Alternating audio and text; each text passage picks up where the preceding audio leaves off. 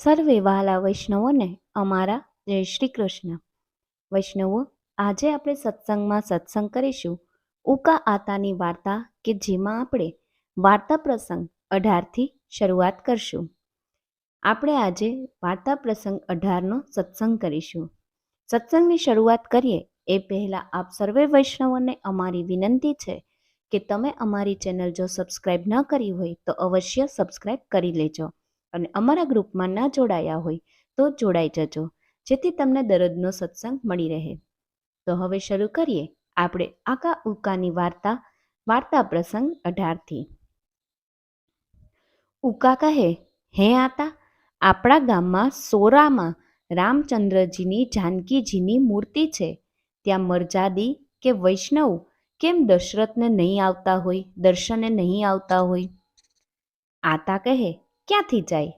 વૈષ્ણવને તો એક જશોદાજીના ખોડામાં ખેલવાવાળા શ્રી કૃષ્ણ ભગવાન જ વાલા હોય, તે પણ સારસ્તકલ્પમાં પૂર્ણ રૂપે પ્રગટ થયા હોય. બીજા સથવારા જલમાય નહીં. ભગવાન તો અનંત સ્વરૂપ છે. કોઈ અંશ છે, કોઈ આવેશ છે, કોઈ કળા છે, એમાં પૂરણ કોઈ નહીં. પૂરણ તો વ્રજમાં નંદજીને ઘરે પ્રકટ્યા. આપણા માર્ગમાં એની સેવા અને એની વનરાવનની લીલાનું સ્મરણ કરાય છે.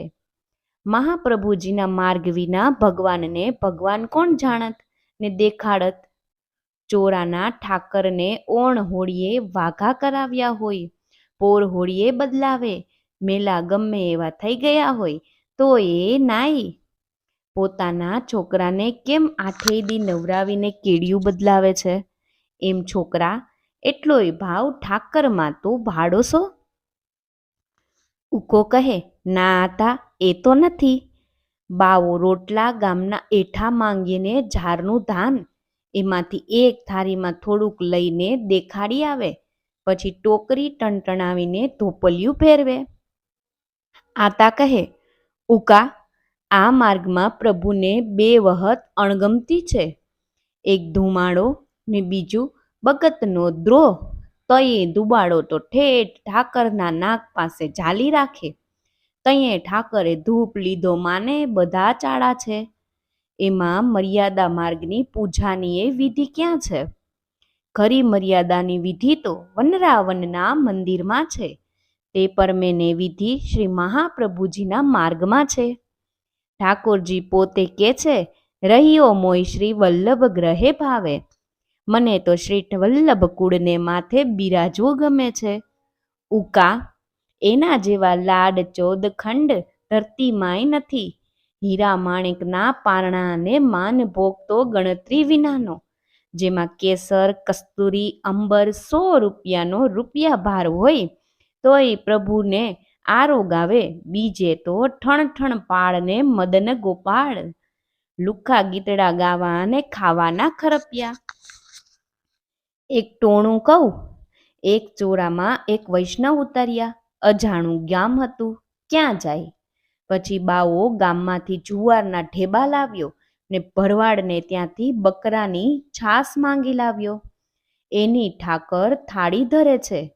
પછી વૈષ્ણવ કે, કંઈક ભોજન ગાવ, ભજન ગાવ. ઠાકર થાળી ધરી છે.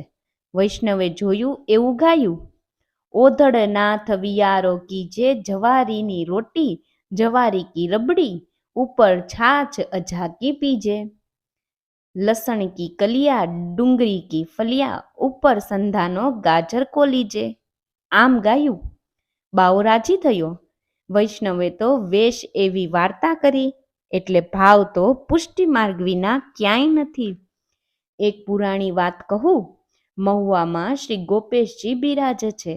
શિયાળાનો વખત. આપ વેલા 3 વાગે નાહ્યા હતા.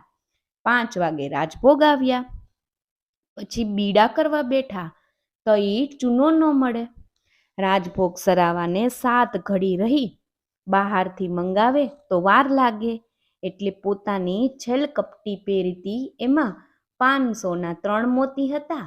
અંગેઠી પાસે હતી, અંગારા ઉપર મૂકી દીધી. તે મોતી પાકીને સૂનો થઈ ગયો, એટલે તરત સમા ઉપર પાન આરોગ્ય લીધા. લે કે, આવો ભાવ ધરતીના પડ ઉપર કોઈ દેવસ્થાનમાં તે દીઠો ખરો? જ્યાં જોઈએ ત્યાં મોટા કાકડાની આરતીઓ, ધૂપ ને દીવાનો જોર, રંગારાગનો પાર નહીં, પણ નેમ ભોગના સાંધા. તો વૈષ્ણવો, તમે અમારો સત્સંગ છેલ્લે સુધી સાંભળ્યો એ બદલ આપનો ખૂબ ખૂબ આભાર. જો તમને અમારો સત્સંગ ગમ્યો હોય તો અવશ્ય અમારી ચેનલને લાઈક કરજો, શેર કરજો અને વધુમાં વધુ વૈષ્ણવો સુધી આ સત્સંગ શેર કરજો. એવા સર્વે વહાલા વૈષ્ણવોને અમારા જય શ્રી કૃષ્ણ.